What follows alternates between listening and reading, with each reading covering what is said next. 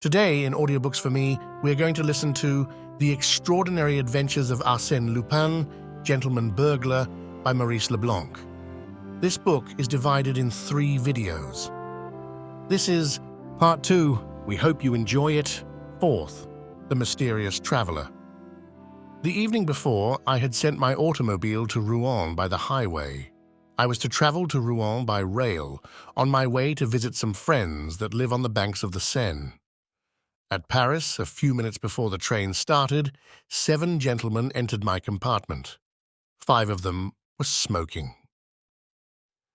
No matter that the journey was a short one, the thought of traveling with such a company was not agreeable to me, especially as the car was built on the old model, without a corridor.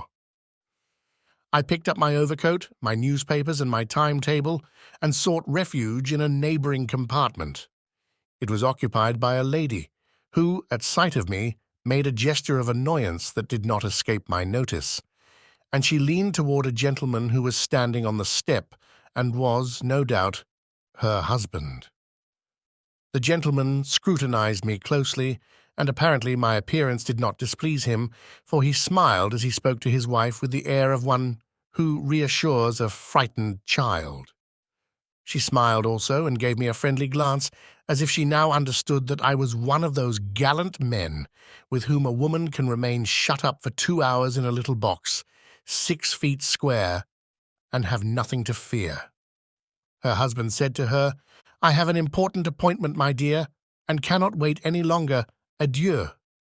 He kissed her affectionately and went away. His wife threw him a few kisses and waved her handkerchief. The whistle sounded, and the train started. At that precise moment, and despite the protests of the guards, the door was opened, and a man rushed into our compartment. My companion, who was standing and arranging her luggage, uttered a cry of terror and fell upon the seat. I am not a coward, far from it, but I confess that such intrusions at the last minute are always disconcerting. They have a suspicious, unnatural aspect. However, the appearance of the new arrival greatly modified the unfavorable impression produced by his precipitant action. He was correctly and elegantly dressed, wore a tasteful cravat, correct gloves, and his face was refined and intelligent. But where the devil had I seen that face before? Because, beyond all possible doubt, I had seen it. And yet the memory of it was so vague and indistinct that I felt it would be useless to try to recall it at that time. Then, directing my attention to the lady, I was amazed at the pallor and anxiety I saw in her face. She was looking at her neighbor. They occupied seats on the same side of the compartment with an expression of intense alarm, and I perceived that one of her trembling hands was slowly gliding toward a little traveling bag that was lying on the seat about 20 inches from her. She finished by seizing it and nervously drawing it to her. Our eyes met, and I read in hers so much anxiety and fear that I could not refrain from speaking to her. "Are you ill, madame? Shall I open the window?"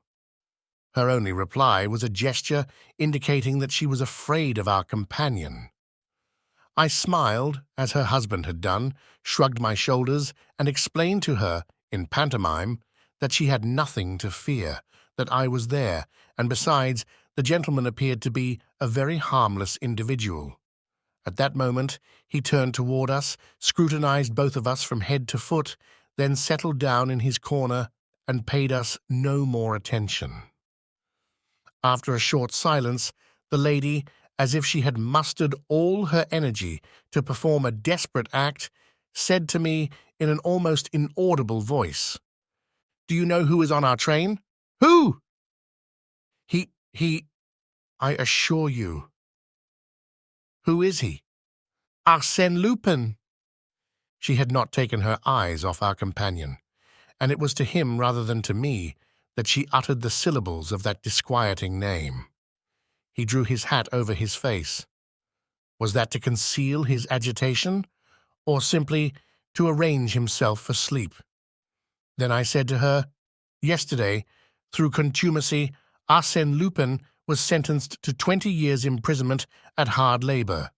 Therefore, it is improbable that he would be so imprudent today as to show himself in public. Moreover, the newspapers have announced his appearance in Turkey since his escape from the Santé.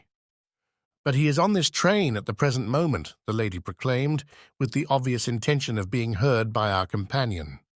My husband is one of the directors in the penitentiary service, and it was the station master himself who told us that a search was being made for Arsène Lupin.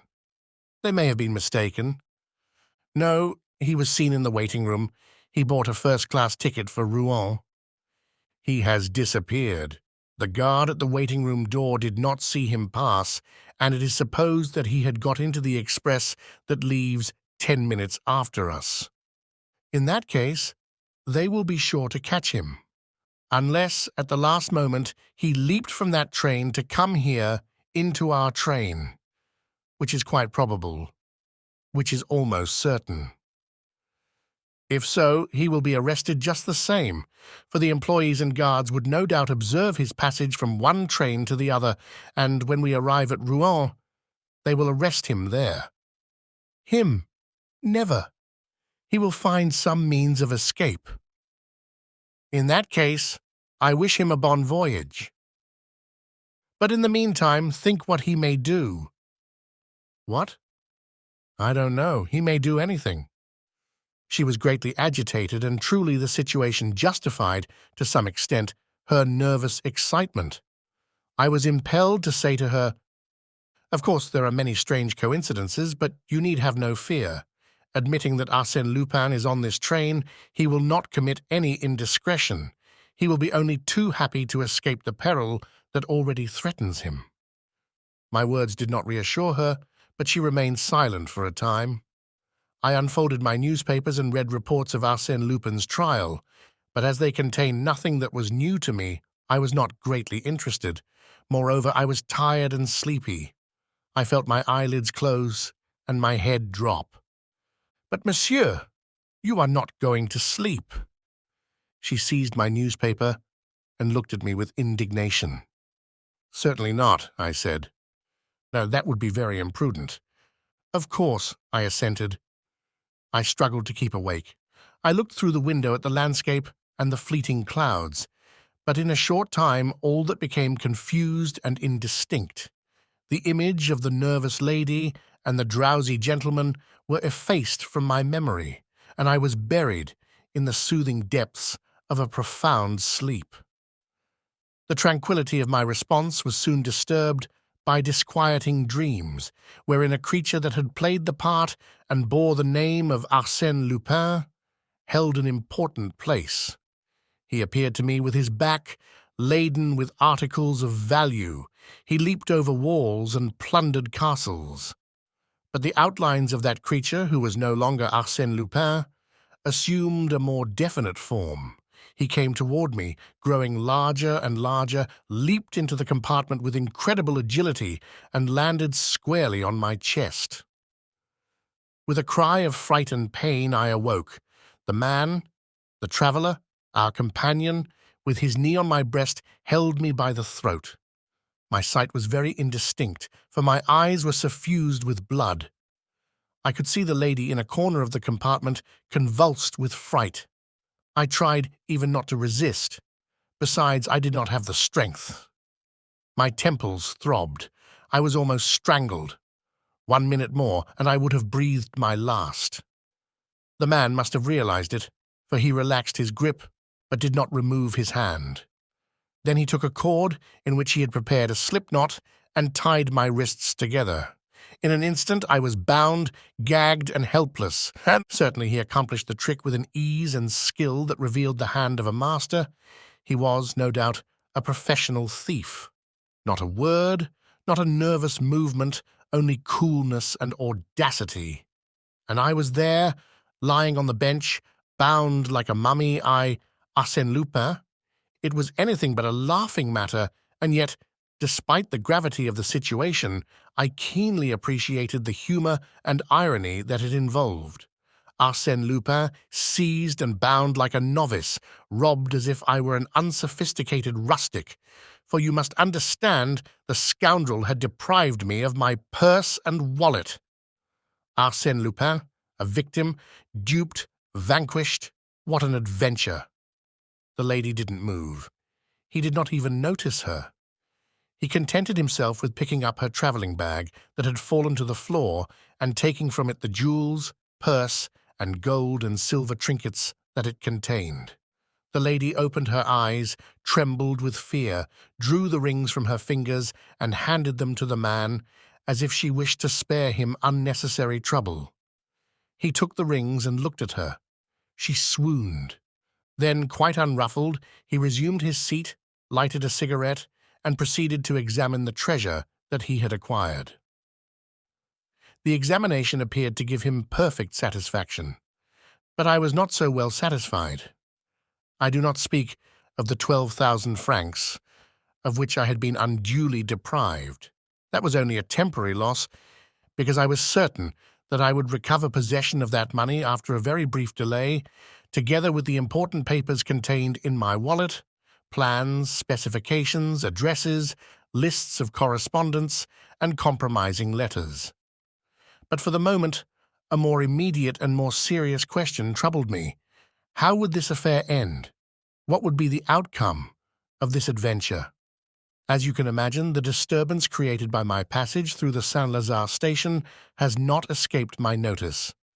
Going to visit friends who knew me under the name of Gentleman-Burglar, and amongst whom my resemblance to Arsène Lupin was a subject of many innocent jests, I could not assume a disguise, and my presence had been remarked. So, beyond question, the commissary of police at Rouen, notified by telegraph and assisted by numerous agents, would be awaiting the train, would question all suspicious passengers, and proceed to search the cars.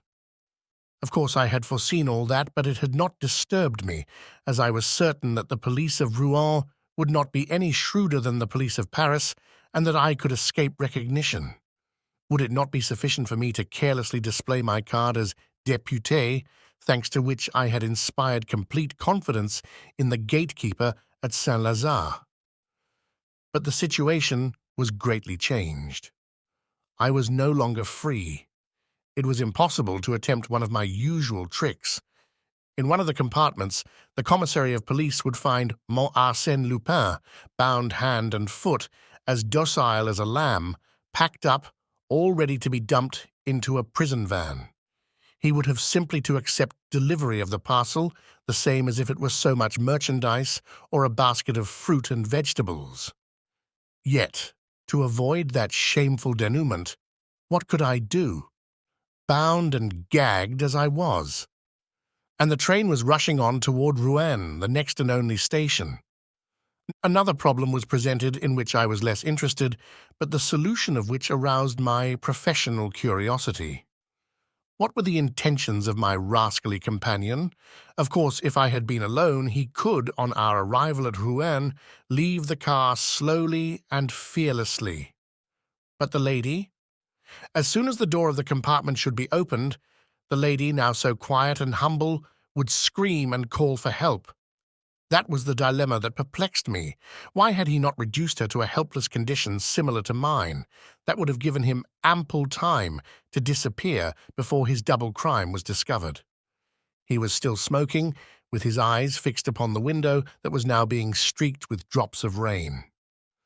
Once he turned, picked up my timetable, and consulted it. The lady had to feign a continued lack of consciousness in order to deceive the enemy, but fits of coughing, provoked by the smoke, exposed her true condition. As to me, I was very uncomfortable and very tired, and I meditated, I plotted. The train was rushing on, joyously, intoxicated with its own speed. Saint-Étienne!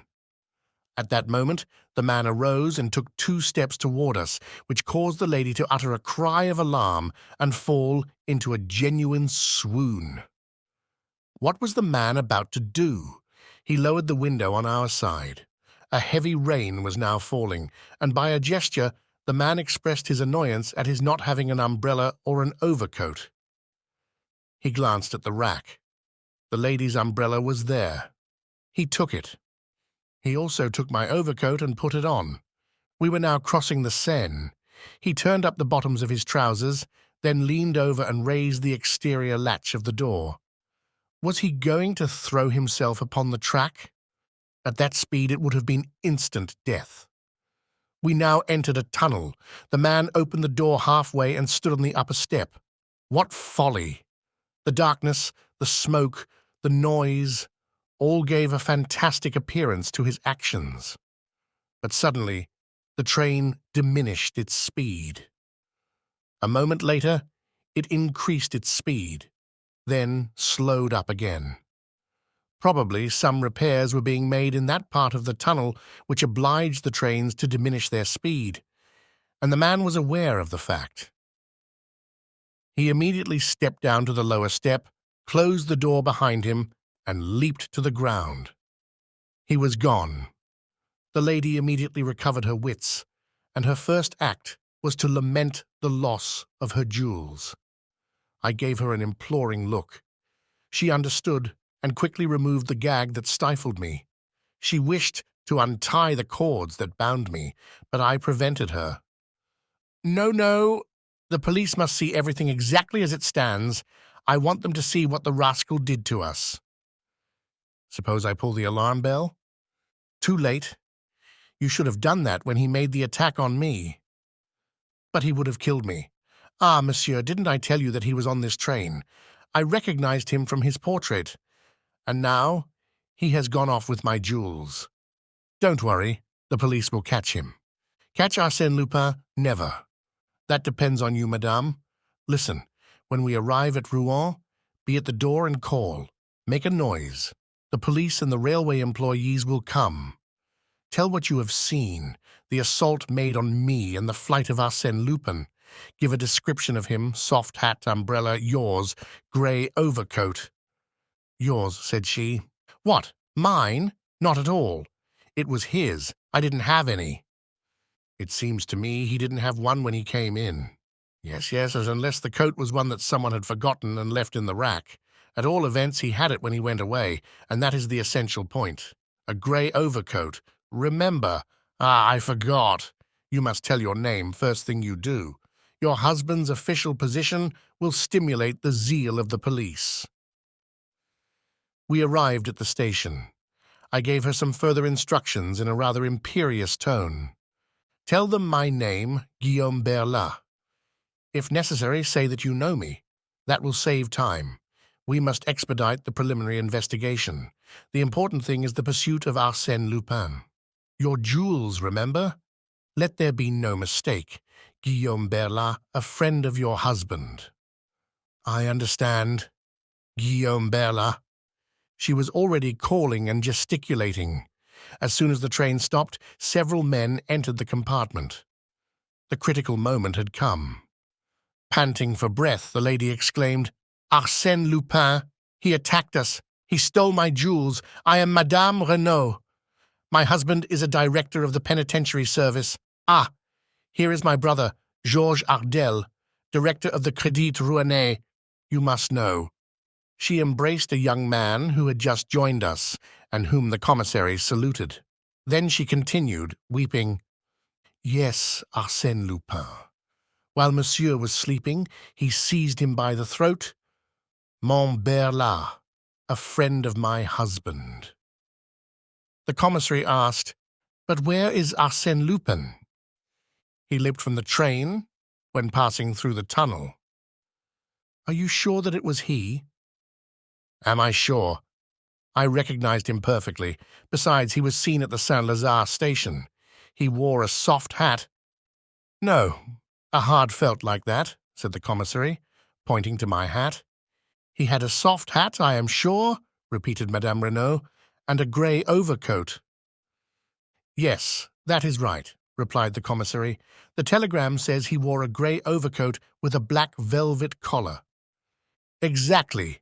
A black velvet collar, exclaimed Madame Renaud triumphantly. I breathed freely. Ah, the excellent friend I had in that little woman. The police agents had now released me. I bit my lips until they ran blood, stooping over with my handkerchief over my mouth, an attitude quite natural in a person who has remained for a long time in an uncomfortable position, and whose mouth shows the bloody marks of the gag. I addressed the commissary in a weak voice. Monsieur, it was Arsène Lupin. There is no doubt about that. If we make haste, he can be caught yet. I think I may be of some service to you. The railway car in which the crime occurred was detached from the train to serve as a mute witness at the official investigation. The train continued on its way to Havre. We were then conducted to the station master's office through a crowd of curious spectators. Then I had a sudden access of doubt and discretion. Under some pretext or other, I must gain my automobile and escape. To remain there was dangerous. Something might happen. For instance, a telegram from Paris, and I would be lost. Yes, but what about my thief? Abandoned to my own resources in an unfamiliar country, I could not hope to catch him. Bah, I must make the attempt, I said to myself. It may be a difficult game, but an amusing one, and the stake is well worth the trouble. And when the commissary asked us to repeat the story of the robbery, I exclaimed, Monsieur, really, Arsène Lupin is getting the start of us. My automobile is waiting in the courtyard. If you will be so kind as to use it, we can try. The commissary smiled and replied, The idea is a good one, so good indeed that it is already being carried out. 2 of my men have set out on bicycles. They have been gone for some time. Where did they go? To the entrance of the tunnel. There they will gather evidence, secure witnesses, and follow on the track of Arsène Lupin. I could not refrain from shrugging my shoulders as I replied, Your men will not secure any evidence or any witnesses. Really? Arsène Lupin will not allow anyone to see him emerge from the tunnel. He will take the first road to Rouen, where we will arrest him. He will not go to Rouen. Then he will remain in the vicinity, where his capture will be even more certain. He will not remain in the vicinity. Oh! Oh! And where will he hide? I looked at my watch and said, At the present moment, Arsène Lupin is prowling around the station at Darnétal. At 10:50, that is, in 22 minutes from now, he will take the train that goes from Rouen to Amiens. Do you think so? How do you know it? Oh, it is quite simple. While we were in the car, Arsène Lupin consulted my railway guide. Why did he do it? Was there, not far from the spot where he disappeared, another line of railway, a station upon that line, and a train stopping at that station? On consulting my railway guide, I found such to be the case. Really, monsieur, said the commissary, that is a marvelous deduction. I congratulate you on your skill. I was now convinced that I had made a mistake in displaying so much cleverness.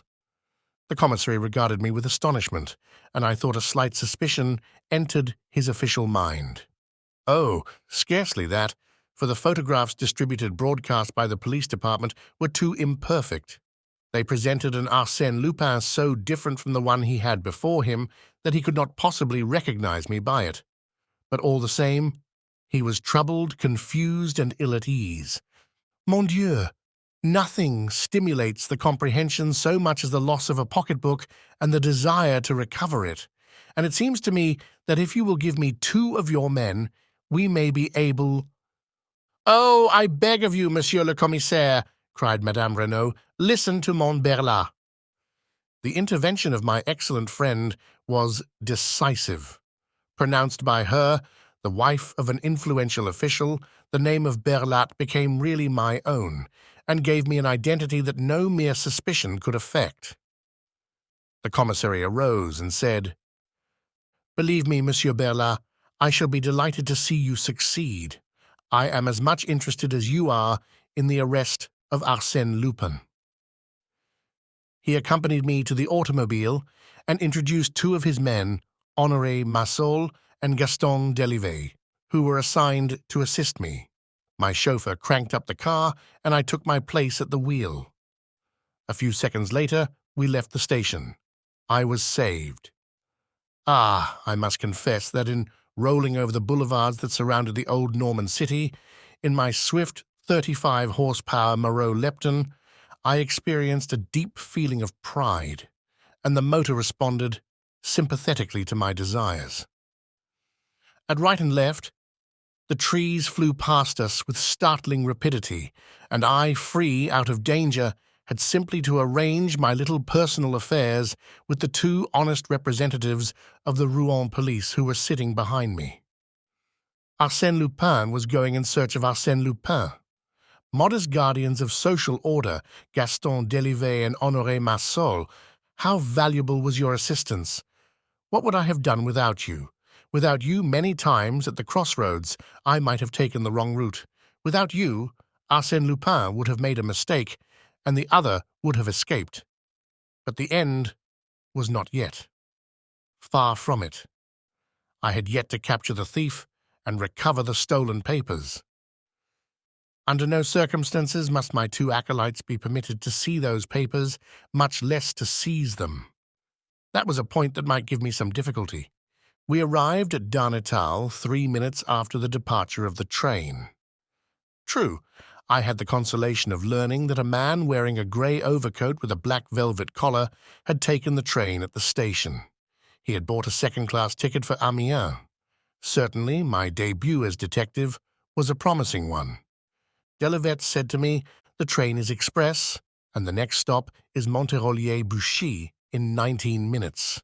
If we do not reach there before Arsène Lupin, he can proceed to Amiens, or change for the train going to Clare, and from that point, reach Dieppe or Paris."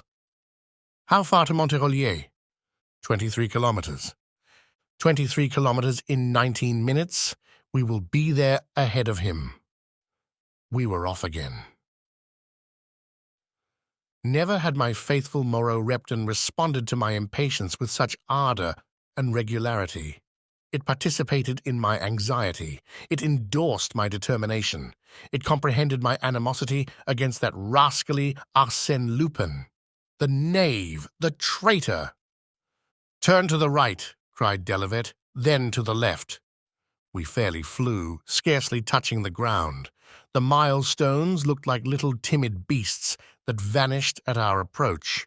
Suddenly, at a turn of the road, we saw a vortex of smoke. It was the Northern Express. For a kilometre, it was a struggle, side by side, but an unequal struggle in which the issue was certain. We won the race by 20 lengths. In 3 seconds, we were on the platform standing before the second-class carriages. The doors were opened, and some passengers alighted. But not my thief. We made a search through the compartments. No sign of Arsène Lupin. "Sapristi!" I cried. He must have recognized me in the automobile as we were racing side by side, and he leaped from the train. "Ah, there he is now, crossing the track." I started in pursuit of the man, followed by my two acolytes, or rather followed by one of them, for the other, Massol, proved himself to be a runner of exceptional speed and endurance. In a few moments, he had made an appreciable gain upon the fugitive. The man noticed it, leaped over a hedge, scampered across a meadow, and entered a thick grove. When we reached this grove, Massol was waiting for us. He went no farther for fear of losing us.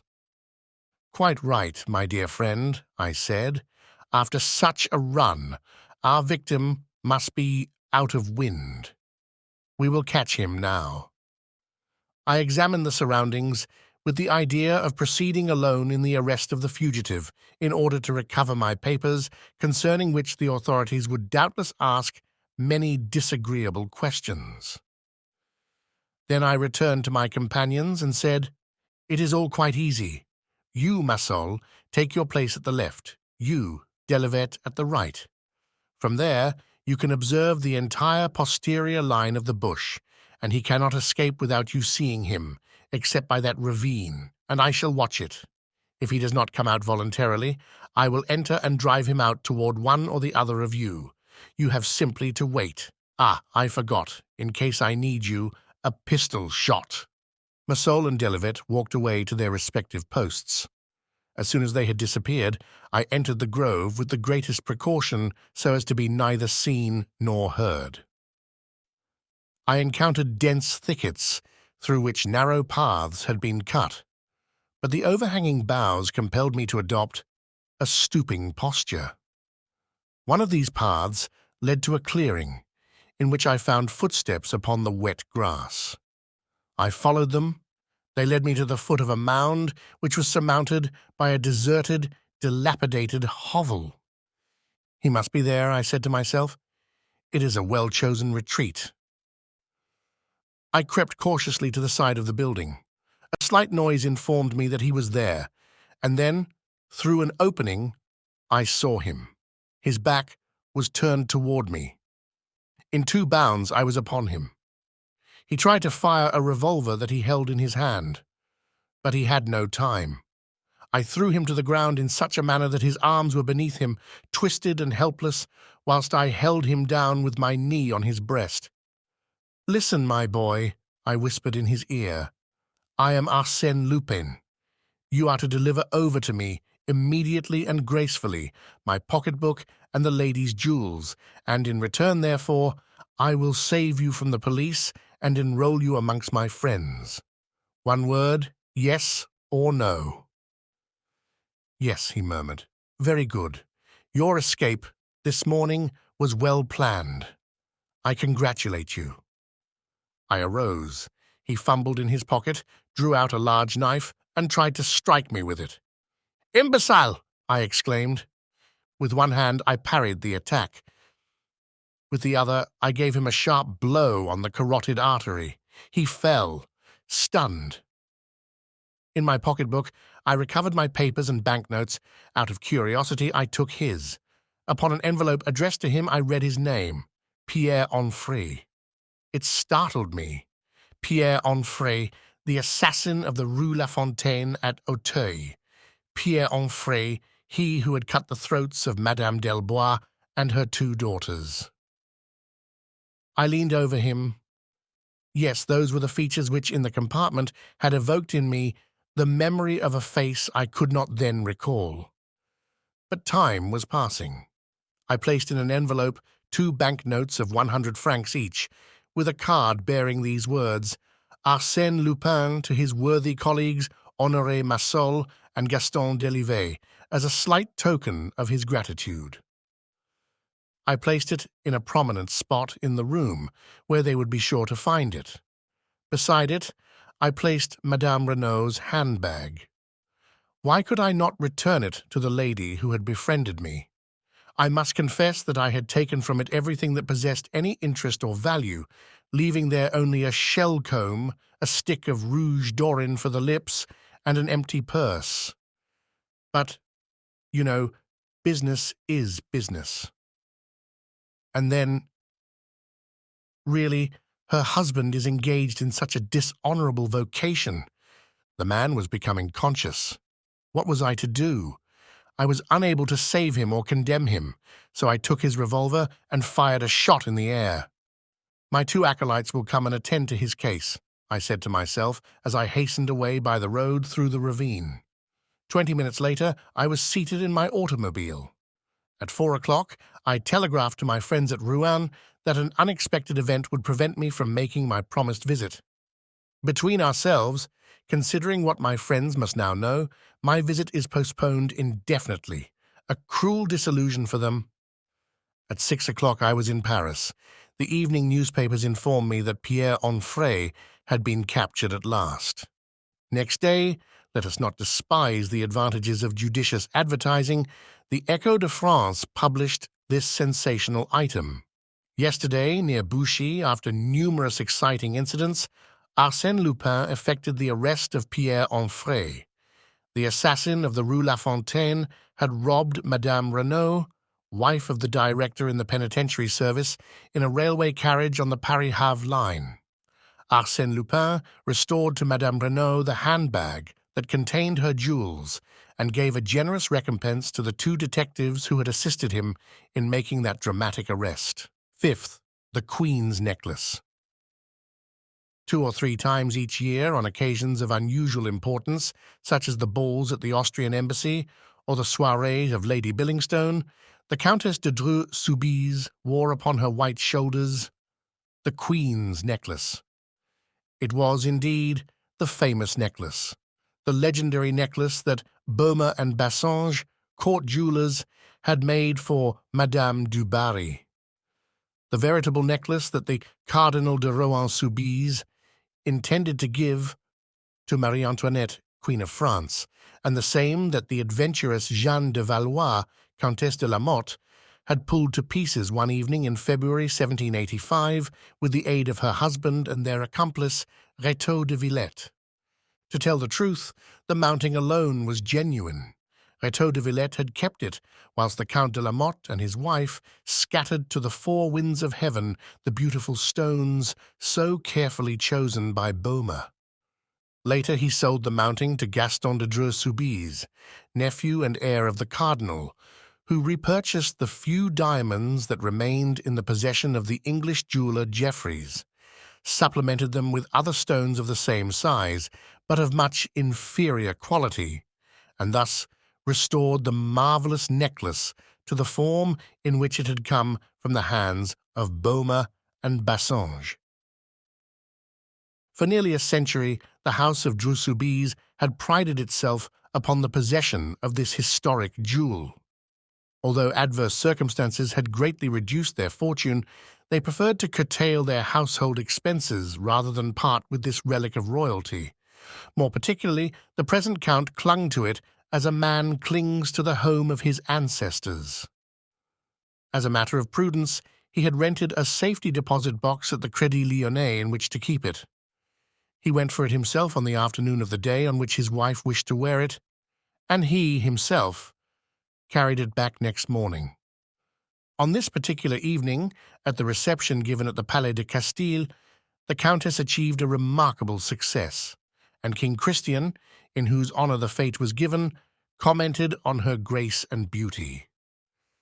The 1,000 facets of the diamond sparkled and shone like flames of fire about her shapely neck and shoulders, and it is safe to say that none but she could have borne the weight of such an ornament with so much ease and grace. This was a double triumph, and the Count de Dreux was highly elated when they returned to their chamber in the old house of the Faubourg Saint-Germain. He was proud of his wife, and quite as proud, perhaps, of the necklace that had conferred added lustre to his noble house for generations. His wife, also, regarded the necklace with an almost childish vanity, and it was not without regret that she removed it from her shoulders and handed it to her husband, who admired it as passionately as if he had never seen it before.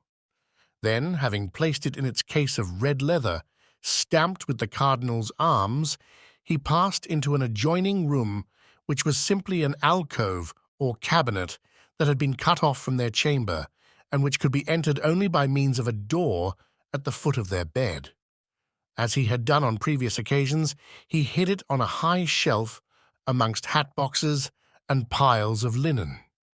He closed the door and retired.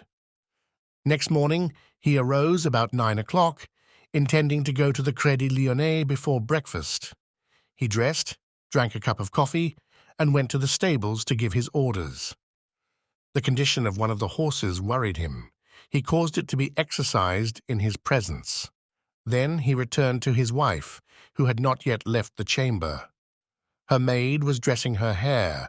When her husband entered, she asked, "Are you going out?"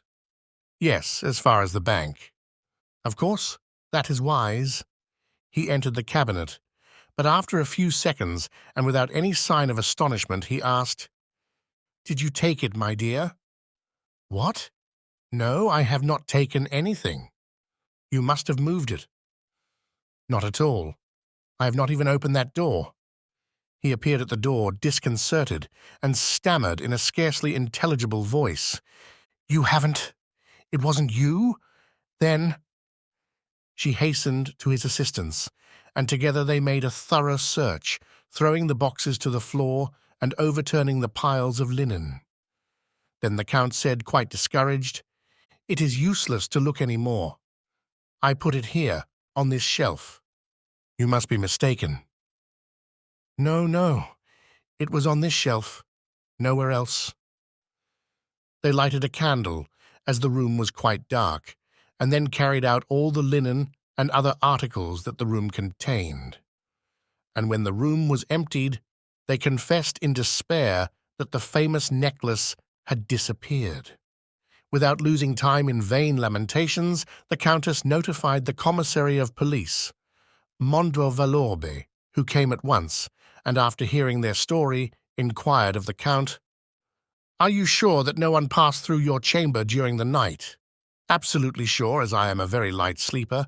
Besides, the chamber door was bolted, and I remember unbolting it this morning when my wife rang for her maid." "And there is no other entrance to the cabinet?" "None." "No windows?" "Yes, but it is closed up. I will look at it." Candles were lighted, and Montalvalorbe observed at once that the lower half of the window was covered by a large press, which was, however, so narrow that it didn't touch the casement on either side. "On what does this window open?" "A small inner court." "And you have a floor above this?" "Two, but on a level with the servants' floor there is a close grating over the court. That is why this room is so dark." When the press was moved, they found that the window was fastened, which would not have been the case if anyone had entered that way. "Unless," said the Count, "they went out through our chamber. In that case, you would have found the door unbolted." The commissary considered the situation for a moment, then asked the Countess, "Did any of your servants know that you wore the necklace last evening?" "Certainly, I didn't conceal the fact, but nobody knew that it was hidden in that cabinet." "No one?" "No one. Unless—" "Be quite sure, madam, as it is a very important point." She turned to her husband and said, "I was thinking of Henriette." "Henriette? She didn't know where we kept it." "Are you sure?" "Who is this woman Henriette?" asked Montalvalorbe. "A schoolmate who was disowned by her family for marrying beneath her. After her husband's death, I furnished an apartment in this house for her and her son. She's clever with her needle and has done some work for me." "What floor is she on?" "Same as our, at the end of the corridor, and I think the window of her kitchen." "Opens on this little court, does it not?" "Yes, just opposite ours." Montalvalorbe then asked to see Henriette. They went to her apartment. She was sewing, whilst her son Raoul, about 6 years old, was sitting beside her, reading. The commissary was surprised to see the wretched apartment that had been provided for the woman. It consisted of one room without a fireplace and a very small room that served as a kitchen. The commissary proceeded to question her. She appeared to be overwhelmed on learning of the theft. Last evening she had herself dressed the Countess and placed the necklace upon her shoulders. "Good God!" she exclaimed. "It can't be possible!" "And you have no idea? Not the least suspicion? Is it possible that the thief may have passed through your room?" She laughed heartily, never supposing that she could be an object of suspicion. "But I have not left my room. I never go out. And perhaps you have not seen." She opened the kitchen window and said, "See, it is at least 3 meters to the ledge of the opposite window." "Who told you that we supposed the theft might have been committed in that way?" "But the necklace was in the cabinet, wasn't it?" "How do you know that?" "Why, I've always known that it was kept there at night. It had been mentioned in my presence." Her face, though still young, bore unmistakable traces of sorrow and resignation, and it now assumed an expression of anxiety, as if some danger threatened her. She drew her son toward her. The child took her hand and kissed it affectionately. When they were alone again, the Count said to the commissary, "I do not suppose you suspect Henriette? I can answer for her. She is honesty itself." "I quite agree with you," replied Montvalorbe. "At most, I thought there might have been an unconscious complicity.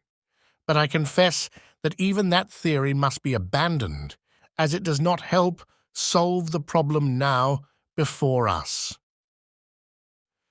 The commissary of police abandoned the investigation, which was now taken up and completed by the examining judge. He questioned the servants, examined the condition of the bolt, experimented with the opening and closing of the cabinet window, and explored the little court from top to bottom. All was in vain. The bolt was intact. The window could not be opened or closed from the outside. The inquiries especially concerned Henriette, for, in spite of everything, they always turned in her direction. They made a thorough investigation of her past life and ascertained that during the last 3 years she had left the house only 4 times, and her business on those occasions was satisfactorily explained. As a matter of fact, she acted as chambermaid and seamstress to the Countess, who treated her with great strictness and even severity. At the end of a week, the examining judge had secured no more definite information than the commissary of police. The judge said, "Admitting that we know the guilty party, which we do not, we are confronted by the fact that we do not know how the theft was committed. We are brought face to face with 2 obstacles, a door and a window, both closed and fastened.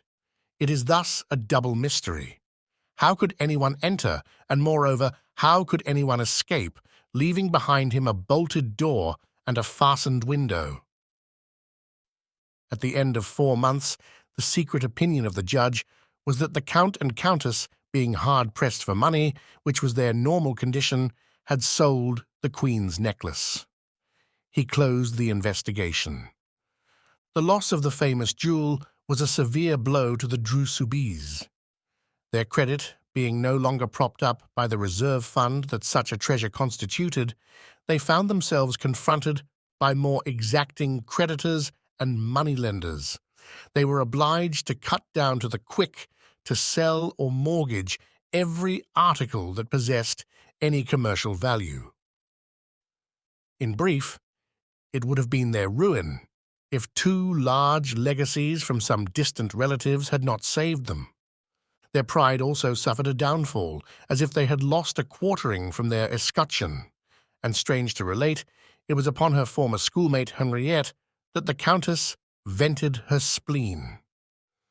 Toward her, the Countess displayed the most spiteful feelings and even openly accused her. First, Henriette was relegated to the servants' quarters and next day discharged. For some time, the Count and Countess passed an uneventful life. They travelled a great deal.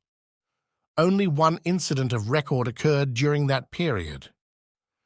Some months after the departure of Henriette, the Countess was surprised when she received and read the following letter, signed by Henriette. "Madame, I do not know how to thank you, for it was you, was it not, who sent me that? It could not have been anyone else. No one but you knows where I live. If I am wrong, excuse me, and accept my sincere thanks for your past favours." What did the letter mean? The present or past favours of the Countess consisted principally of injustice and neglect. Why, then, this letter of thanks? When asked for an explanation, Henriette replied that she had received a letter through the mails, enclosing 2 banknotes of 1,000 francs each. The envelope, which she enclosed with her reply, bore the Paris postmark and was addressed in a handwriting that was obviously disguised. Now, whence came those 2,000 francs? Who had sent them, and why had they sent them? Henriette received a similar letter and a like sum of money 12 months later, and a third time, and a fourth, and each year for a period of 6 years, with this difference that in the 5th and 6th years the sum was doubled. There was another difference. The post office authorities, having seized one of the letters under the pretext that it was not registered, the last 2 letters were duly sent according to the postal regulations, the first dated from Saint-Germain, the other from Suresnes. The writer signed the first one Anquety and the other Péchard. The addresses that he gave were false. At the end of 6 years, Henriette died, and the mystery remained unsolved. All these events are known to the public. The case was one of those which excite public interest, and it was a strange coincidence that this necklace, which had caused such a great commotion in France at the close of the 18th century, should create a similar commotion a century later. But what I am about to relate is known only to the parties directly interested and a few others from whom the Count exacted a promise of secrecy. As it is probable that some day or other that promise will be broken, I have no hesitation in rending the veil and thus disclosing the key to the mystery, the explanation of the letter published in the morning papers 2 days ago, an extraordinary letter which increased, if possible, the mists and shadows that envelop this inscrutable drama. 5 days ago, a number of guests were dining with the Count de Dreux-Soubise.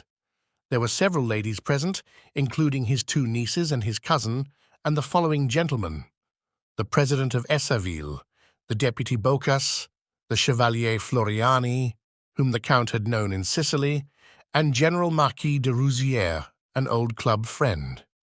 After the repast, coffee was served by the ladies, who gave the gentlemen permission to smoke their cigarettes, provided they would not desert the salon. The conversation was general, and finally one of the guests chanced to speak of celebrated crimes, and that gave the Marquis de Rouzières, who delighted to tease the Count, an opportunity to mention the affair of the Queen's necklace, a subject that the Count detested. Each one expressed his own opinion of the affair, and of course their various theories were not only contradictory, but impossible. "And you, monsieur," said the Countess to the Chevalier Floriani, "what is your opinion?" "Oh, I have no opinion, madame." All the guests protested, for the Chevalier had just related in an entertaining manner various adventures in which he had participated with his father, a magistrate at Palermo, and which established his judgment and taste in such matters. "I confess," said he, "I have sometimes succeeded in unraveling mysteries that the cleverest detectives have renounced. Yet I do not claim to be Sherlock Holmes. Moreover, I know very little about the affair of the Queen's necklace."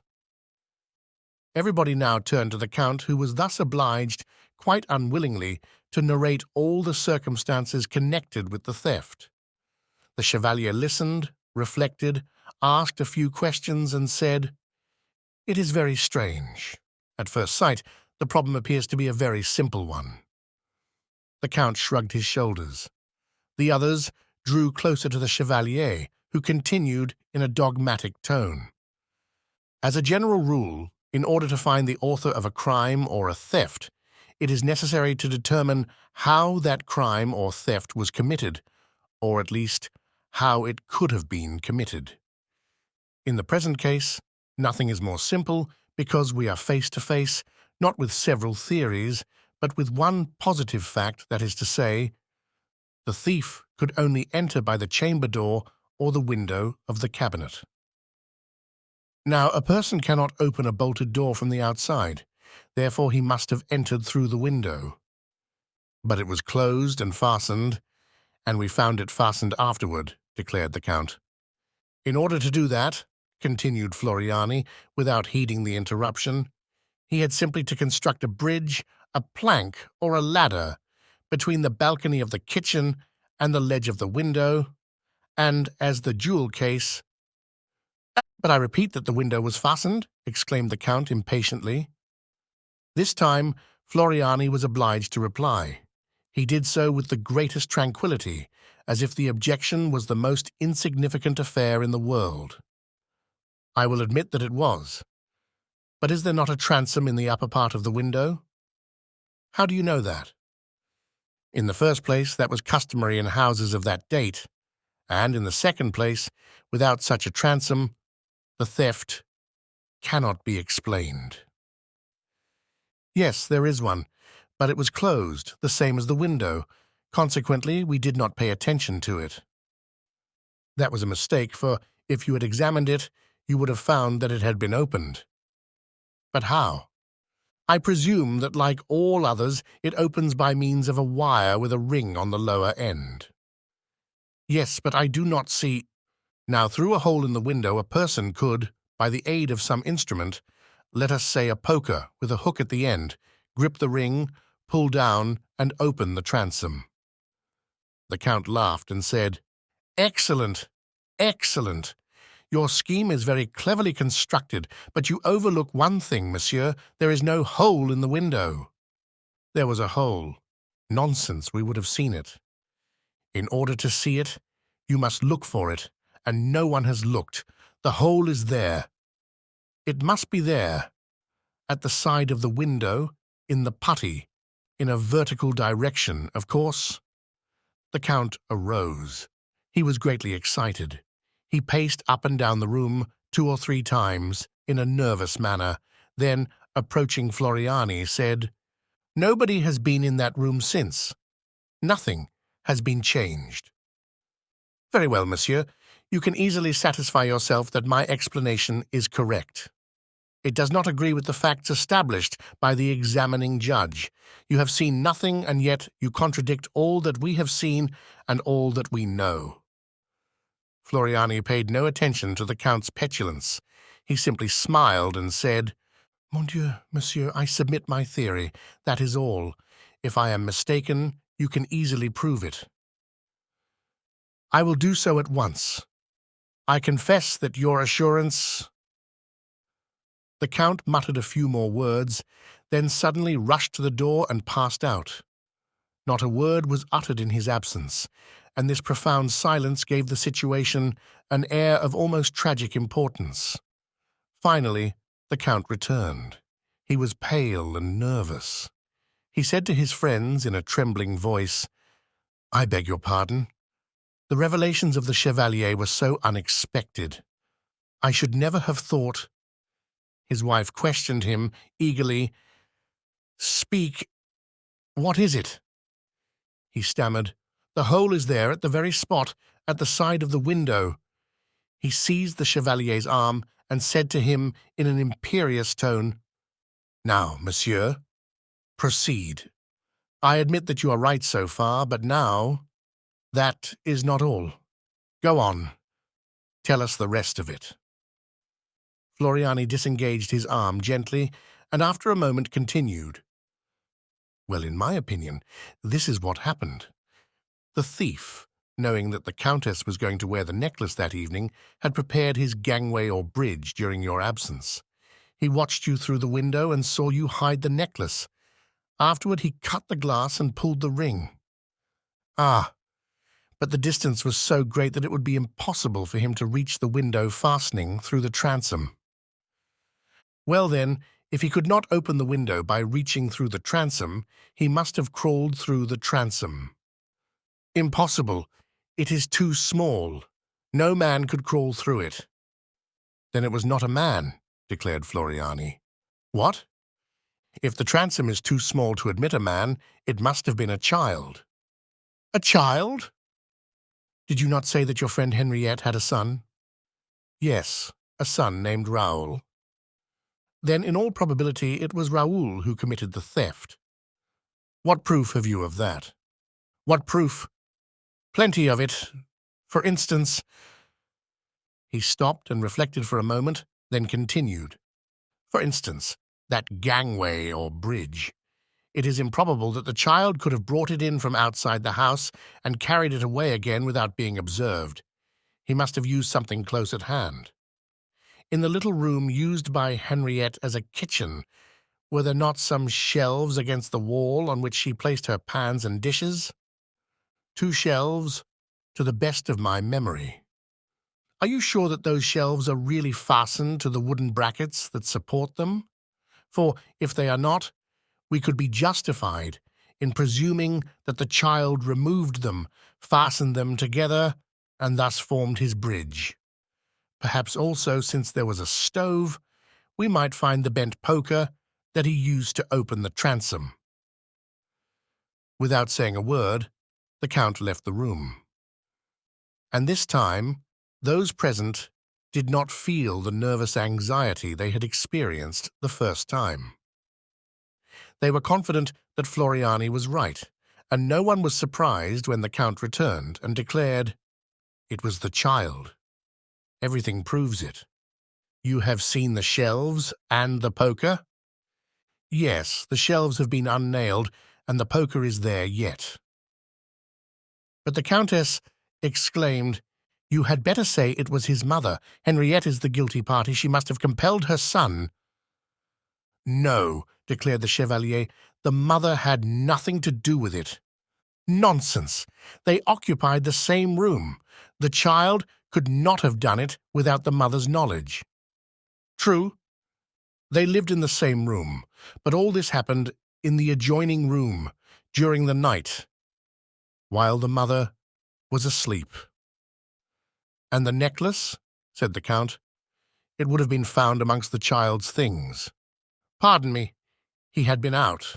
That morning, on which you found him reading, he had just come from school, and perhaps the commissary of police, instead of wasting his time on the innocent mother, would have been better employed in searching the child's desk amongst his school books." "But how do you explain those 2,000 francs that Henriette received each year? Are they not evidence of her complicity?" "If she had been an accomplice, would she have thanked you for that money? And then, was she not closely watched? But the child, being free, could easily go to a neighboring city, negotiate with some dealer, and sell him 1 diamond or 2 diamonds, as he might wish, upon condition that the money should be sent from Paris, and that proceeding could be repeated from year to year." An indescribable anxiety oppressed the Dreux-Soubise and their guests. There was something in the tone and attitude of Floriani, something more than the Chevalier's assurance, which, from the beginning, had so annoyed the Count. There was a touch of irony that seemed rather hostile than sympathetic, but the Count affected to laugh as he said, "All that is very ingenious and interesting, and I congratulate you upon your vivid imagination." "No, not at all," replied Floriani, with the utmost gravity. "I imagine nothing. I simply describe the events as they must have occurred." "But what do you know about them?" "What you yourself have told me. I picture to myself the life of the mother and child down there in the country, the illness of the mother, the schemes of and inventions of the child to sell the precious stones in order to save his mother's life, or at least soothe her dying moments. Her illness overcomes her. She dies. Years roll on. The child becomes a man, and then, and now I will give my imagination a free rein, let us suppose that the man feels a desire to return to the home of his childhood, that he does so, and that he meets there certain people who suspect and accuse his mother. Do you realize the sorrow and anguish of such an interview in the very house wherein the original drama was played?" His words seemed to echo for a few seconds in the ensuing silence, and one could read upon the faces of the Count and Countess de Dreux a bewildered effort to comprehend his meaning, and, at the same time, the fear and anguish of such a comprehension.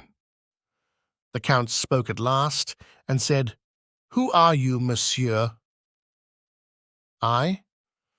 The Chevalier Floriani, whom you met at Palermo, and whom you have been gracious enough to invite to your house on several occasions."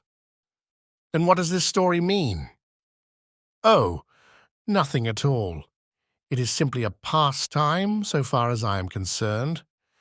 I endeavor to depict the pleasure that Henriette's son, if he still lives, would have in telling you that he was the guilty party, and that he did it because his mother was unhappy, as she was on the point of losing the place of a servant by which she lived, and because the child suffered at sight of his mother's sorrow.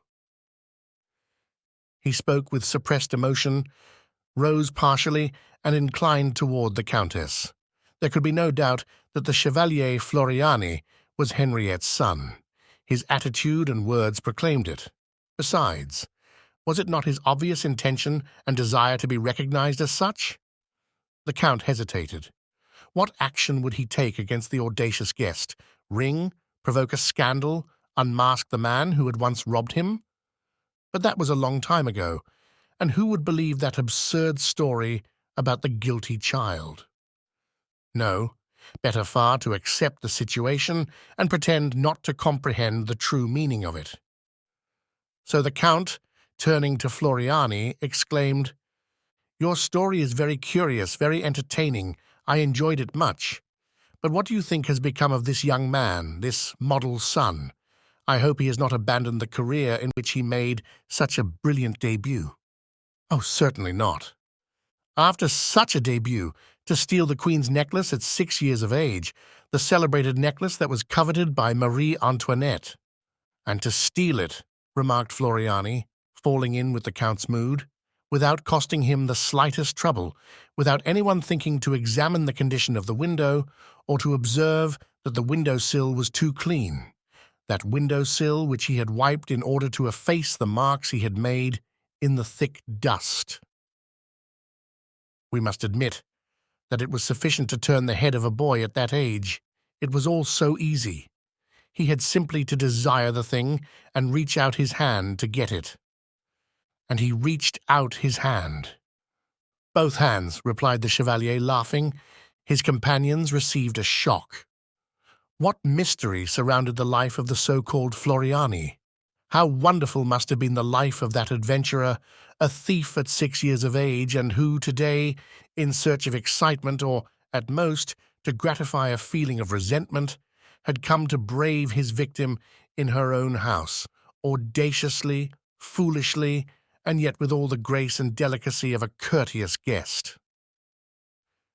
He arose and approached the Countess to bid her adieu. She recoiled, unconsciously. He smiled. "Oh, madame, you're afraid of me. Did I pursue my role of parlour magician a step too far?" She controlled herself and replied with her accustomed ease, "Not at all, monsieur. The legend of that dutiful son interested me very much, and I am pleased to know that my necklace had such a brilliant destiny. But do you not think that the son of that woman, that Henriette, was the victim of hereditary influence in the choice of his vocation?" He shuddered, feeling the point, and replied, "I am sure of it, and moreover, his natural tendency to crime must have been very strong, or he would have been discouraged." "Why so?" "Because, as you must know, the majority of the diamonds were false. The only genuine stones were the few purchased from the English jeweller, the others having been sold, one by one, to meet the cruel necessities of life." "It was still the Queen's necklace, monsieur," replied the Countess haughtily, "and that is something that he, Henriette's son, could not appreciate." He was able to appreciate, madame, that whether true or false, the necklace was nothing more than an object of parade, an emblem of senseless pride. The Count made a threatening gesture, but his wife stopped him. "Monsieur," she said, "if the man to whom you allude has the slightest sense of honor—" She stopped, intimidated by Floriani's cool manner. "If that man has the slightest sense of honor," he repeated. She felt that she would not gain anything by speaking to him in that manner, and in spite of her anger and indignation, trembling as she was from humiliated pride, she said to him almost politely, "Monsieur, the legend says that Rétaux de Villette, when in possession of the Queen's necklace, did not disfigure the mounting. He understood that the diamonds were simply the ornament, the accessory, and that the mounting was the essential work, the creation of the artist. And he respected it accordingly. Do you think that this man had the same feeling?" "I have no doubt that the mounting still exists. The child respected it." Well, monsieur, if you should happen to meet him, will you tell him that he unjustly keeps possession of a relic that is the property and pride of a certain family, and that although the stones have been removed, the Queen's necklace still belongs to the house of Dreux-Soubise. It belongs to us as much as our name or our honor." The chevalier replied simply, "I shall tell him, madame." He bowed to her, saluted the count and the other guests, and departed. 4 days later, the Countess de Dreux found upon the table in her chamber a red leather case bearing the cardinal's arms. She opened it and found the Queen's necklace. But as all things must, in the life of a man who strives for unity and logic, converge toward the same goal, and as a little advertising never does any harm, on the following day the Echo de France published these sensational lines. "The Queen's necklace, the famous historical jewelry stolen from the family of Dreux-Soubise, has been recovered by Arsène Lupin, who hastened to restore it to its rightful owner. We cannot too highly commend such a delicate and chivalrous act." Sixth, the Seven of Hearts. I am frequently asked this question: how did you make the acquaintance of Arsène Lupin? My connection with Arsène Lupin was well known. The details that I gather concerning that mysterious man, the irrefutable facts that I present, the new evidence that I produce, the interpretation that I place on certain acts of which the public has seen only the exterior manifestations without being able to discover the secret reasons or the invisible mechanism, all establish, if not an intimacy, at least amicable relations and regular confidences. But how did I make his acquaintance? Why was I selected to be his historiographer? Why I, and not someone else? The answer is simple. Chance alone presided over my choice. My merit was not considered.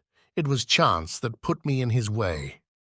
It was by chance that I was participant in one of his strangest and most mysterious adventures, and by chance that I was an actor in a drama of which he was the marvelous stage director. An obscure and intricate drama, bristling with such thrilling events that I feel a certain embarrassment in undertaking to describe it. The first act takes place during that memorable night of the 22nd of June, of which so much has already been said. And for my part, I attribute the anomalous conduct of which I was guilty on that occasion to the unusual frame of mind in which I found myself on my return home. I had dined with some friends at the Cascade restaurant, and the entire evening, whilst we smoked and the orchestra played melancholy waltzes, we talked only of crimes and thefts and dark and frightful intrigues. That is always a poor overture to a night's sleep. The Saint-Martin went away in an automobile. Jean d'Aspry, that delightful, heedless d'Aspry, who 6 months later was killed in such a tragic manner on the frontier of Morocco, Jean d'Aspry and I returned on foot through the dark, warm night. When we arrived in front of the little house in which I had lived for a year at Neuilly, on the Boulevard Maillot, he said to me, "Are you afraid?" What an idea! But this house is so isolated. No neighbors, vacant lots. Really, I am not a coward, and yet— Well, you are very cheering, I must say. Oh, I say that as I would say anything else. The Saint-Martins have impressed me with their stories of brigands and thieves. We shook hands and said good night. I took out my key and opened the door. "Well, that is good," I murmured. "Antoine has forgotten to light a candle." Then I recalled the fact that Antoine was away. I had given him a short leave of absence. Forthwith, I was disagreeably oppressed by the darkness and silence of the night. I ascended the stairs on tiptoe and reached my room as quickly as possible. Then, contrary to my usual habit, I turned the key and pushed the bolt. The light of my candle restored my courage, yet I was careful to take my revolver from its case, a large, powerful weapon, and place it beside my bed. That precaution completed my reassurance. I lay down and, as usual, took a book from my night table to read myself to sleep. Then I received a great surprise. Instead of the paper knife with which I had marked my place on the proceeding, I found an envelope closed with 5 seals of red wax. I seized it eagerly. It was addressed to me and marked, "Urgent." A letter. A letter addressed to me. Who could have put it in that place? Nervously, I tore open the envelope and read, "From the moment you open this letter, whatever happens, whatever you may hear, do not move, do not utter one cry. Otherwise, you are doomed." I am not a coward, and quite as well as another, I can face real danger or smile at the visionary perils of imagination. But let me repeat, I was in an anomalous condition of mind, with my nerves set on edge by the events of the evening. Besides, was there not in my present situation something startling and mysterious, calculated to disturb the most courageous spirit? My feverish fingers clutched the sheet of paper, and I read and reread those threatening words. Do not move, do not utter one cry. Otherwise, you are doomed. Nonsense, I thought. It is a joke, the work of some cheerful idiot. I was about to laugh, a good loud laugh. Who prevented me? What haunting fear compressed my throat? At least I would blow out the candle. No, I could not do it. Do not move, or you are doomed, were the words he had written. These auto-suggestions are frequently more imperious than the most positive realities. But why should I struggle against them? I had simply to close my eyes. I did so. At that moment I heard a slight noise, followed by crackling sounds, proceeding from a large room used by me as a library.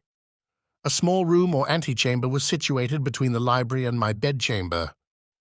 The approach of an actual danger greatly excited me, and I felt a desire to get up, seize my revolver, and rush into the library. I did not rise. I saw one of the curtains of the left window move. There was no doubt about it, the curtain had moved. It was still moving, and I saw quite distinctly, in the narrow space between the curtains and the window, a human form, a bulky mass that prevented the curtains from hanging straight, and it is equally certain that the man saw me through the large meshes of the curtain. Then I understood the situation. His mission was to guard me while the others carried away their booty. Should I rise and seize my revolver? Impossible! He was there. At the least movement, at the least cry, I was doomed. Then came a terrific noise that shook the house. This was followed by lighter sounds, 2 or 3 together, like those of a hammer that rebounded. At least, that was the impression formed in my confused brain. These were mingled with other sounds, thus creating a veritable uproar which proved that the intruders were not only bold, but felt themselves secure from interruption. They were right. I did not move. Was it cowardice? No, rather weakness, a total inability to move any portion of my body combined with discretion. For why should I struggle? Behind that man, there were 10 others who would come to his assistance. Should I risk my life to save a few tapestries and bibelots? Throughout the night, my torture endured. Insufferable torture, terrible anguish. The noises had stopped, but I was in constant fear of their renewal. And the man who was guarding me, weapon in hand. My fearful eyes remained cast in his direction, and my heart beat, and a profuse perspiration oozed from every pore of my body. Suddenly, I experienced an immense relief.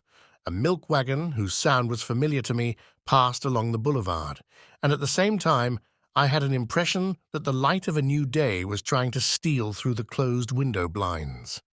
At last, daylight penetrated the room. Other vehicles passed along the boulevard, and all the phantoms of the night vanished. Then I put one arm out of the bed, slowly and cautiously. My eyes were fixed upon the curtain, locating the exact spot at which I must fire. I made an exact calculation of the movements I must make. Then quickly I seized my revolver and fired. I leapt from my bed with a cry of deliverance and rushed to the window. The bullet had passed through the curtain and the window glass, but it had not touched the man, for the very good reason that there was none there. Nobody. Thus, during the entire night, I had been hypnotized by a fold of the curtain. And during that time, the malefactors, furiously, with an enthusiasm that nothing could have stopped, I turned the key, opened the door, crossed the antechamber, opened another door, and rushed into the library. But amazement stopped me on the threshold, panting, astounded, more astonished than I had been by the absence of the man. All the things that I supposed had been stolen, furniture, books, pictures, old tapestries, everything was in its proper place. It was incredible. I could not believe my eyes. Notwithstanding that uproar, those noises of removal, I made a tour, I inspected the walls, I made a mental inventory of all the familiar objects. Nothing was missing. And what was more disconcerting, there was no clue to the intruders, not a sign, not a chair disturbed, not the trace of a footstep. "Well, well," I said to myself, pressing my hands on my bewildered head, "surely I'm not crazy." I heard something. Inch by inch, I made a careful examination of the room. It was in vain, unless I could consider this as a discovery. Under a small Persian rug, I found a card, an ordinary playing card. It was the 7 of hearts. It was like any other 7 of hearts in French playing cards, with this slight but curious exception. The extreme point of each of the 7 red spots or hearts was pierced by a hole, round and regular, as if made with the point of an awl. Nothing more. A card and a letter found in a book. But was not that sufficient to affirm that I had not been the plaything of a dream? Throughout the day, I continued my searches in the library. It was a large room, much too large for the requirements of such a house, and the decoration of which attested the bizarre taste of its founder. The floor was a mosaic of multicolored stones, formed into large symmetrical designs. The walls were covered with a similar mosaic, arranged in panels, Pompeian allegories, Byzantine compositions, frescoes of the Middle Ages, a Bacchus bestriding a cask, an emperor wearing a gold crown, a flowing beard, and holding a sword in his right hand. Quite high, after the style of an artist's studio, there was a large window, the only one in the room. That window being always open at night, it was probable that the men had entered through it by the aid of a ladder. But again, there was no evidence. The bottom of the ladder would have left some marks in the soft earth beneath the window, but there were none, nor were there any traces of footsteps in any part of the yard. I had no idea of informing the police because the facts I had before me were so absurd and inconsistent. They would laugh at me, however, as I was then a reporter on the staff of the Gil Blas. I wrote a lengthy account of my adventure, and it was published in the paper on the 2nd day thereafter. The article attracted some attention, but no one took it seriously. They regarded it as a work of fiction rather than a story of real life. The Saint-Martin rallied me, but Daspry, who took an interest in such matters, came to see me, made a study of the affair, but reached no conclusion. A few mornings later the doorbell rang, and Antoine came to inform me that a gentleman desired to see me. He would not give his name. I directed Antoine to show him up. He was a man of about 40 years of age, with a very dark complexion, lively features, and whose correct dress, slightly frayed, proclaimed a taste that contrasted strangely with his rather vulgar manners. Without any preamble, he said to me, in a rough voice that confirmed my suspicion as to his social position, "Monsieur, whilst in a café I picked up a copy of the Gil Blas and read your article. It interested me very much." "Thank you. And here I am?" "Ah!" "Yes, to talk to you." "Are all the facts related by you quite correct?" "Absolutely so." Well, in that case, I can perhaps give you some information. Very well. Proceed. No, not yet. First, I must be sure that the facts are exactly as you have related them. I have given you my word. What further proof do you want? I must remain alone in this room. I do not understand, I said with surprise. It's an idea that occurred to me when reading your article. Certain details established an extraordinary coincidence with another case that came under my notice. If I am mistaken, I shall say nothing more. And the only means of ascertaining the truth is by my remaining in the room alone. What was at the bottom of this proposition? Later, I recalled that the man was exceedingly nervous, but at the same time, although somewhat astonished, I found nothing particularly abnormal about the man or the request he had made. Moreover, my curiosity was aroused, so I replied, "Very well. How much time do you require?" "Oh, 3 minutes, not longer. 3 minutes from now, I will rejoin you." I left the room and went downstairs. I took out my watch. 1 minute passed. 2 minutes. Why did I feel so depressed? Why did those moments seem so solemn and weird? 2 minutes and a half, 2 minutes and 3/4. Then I heard a pistol shot. I bounded up the stairs and entered the room. A cry of horror escaped me. In the middle of the room, the man was lying on his left side, motionless. Blood was flowing from a wound in his forehead. Near his hand was a revolver, still smoking. But in addition to this frightful spectacle, my attention was attracted by another object.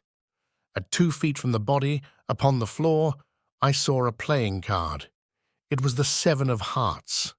I picked it up. The lower extremity of each of the 7 spots was pierced with a small round hole. A half-hour later, the commissary of police arrived, then the coroner and the chief of the sûreté, Mon Dudouis. I had been careful not to touch the corpse. The preliminary inquiry was very brief and disclosed nothing. There were no papers in the pockets of the deceased, no name upon his clothes, no initial upon his linen, nothing to give any clue to his identity. The room was in the same perfect order as before. The furniture had not been disturbed. Yet this man had not come to my house solely for the purpose of killing himself, or because he considered my place the most convenient one for his suicide. There must have been a motive for his act of despair, and that motive was no doubt the result of some new fact ascertained by him during the 3 minutes he was alone. What was that fact? What had he seen? What frightful secret had been revealed to him? There was no answer to these questions. But at the last moment, an incident occurred that appeared to us of considerable importance. As 2 policemen were raising the body to place it on a stretcher, the left hand thus being disturbed, a crumpled card fell from it. The card bore these words, "Georges Andermatt, 37, Rue de Berry." What did that mean? Georges Andermatt was a rich banker in Paris, the founder and president of the metal exchange, which had given such an impulse to the metallic industries in France. He lived in princely style, was the possessor of numerous automobiles, coaches, and an expensive racing stable. His social affairs were very select, and Madame Andermatt was noted for her grace and beauty. "Can that be the man's name?" I asked. "Sure." The chief of the sûreté leaned over him. "It is not he. Mon. Andermatt is a thin man and slightly grey." "But why this card?" "Have you a telephone, monsieur?" "Yes, in the vestibule. Come with me." He looked in the directory and then asked for number 415.21. "Is Mon Andermatt at home? Please tell him that Mon Dudouis wished him to come at once to 102 Boulevard Maillot. Very important." 20 minutes later, Mon Andermatt arrived in his automobile. After the circumstances had been explained to him, he was taken in to see the corpse. He displayed considerable emotion and spoke in a low tone and apparently unwillingly, "Etienne Varen, he said. You know him? No, or at least yes, by sight only. His brother— Ah, he has a brother? Yes, Alfred Varen. He came to see me once on some matter of business.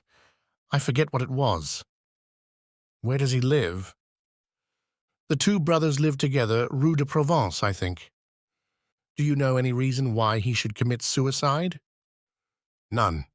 He held a card in his hand. It was your card with your address. I do not understand that. It must have been there by some chance that will be disclosed by the investigation. A very strange chance, I thought, and I felt that the others entertained the same impression. I discovered the same impression in the papers next day, and amongst all my friends with whom I discussed the affair.